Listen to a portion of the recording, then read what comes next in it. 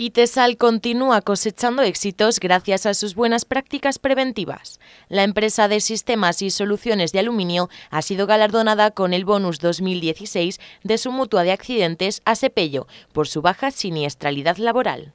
Hay un esfuerzo también de la empresa plantando una serie de herramientas que utilizamos día a día, como pueden ser formación, concienciación, auditorías diarias y demás, que son las que nos ayudan a conseguir pues este objetivo principal de nuestra estrategia, que es accidentes cero.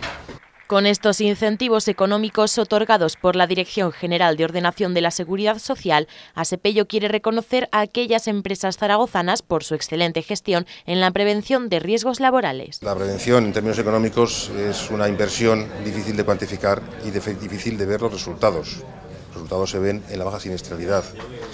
Y de hecho el bonus es un incentivo para las empresas, es una manera de motivarlas para que establezcan medidas para mejorar el entorno de trabajo y por tanto la seguridad de los trabajadores.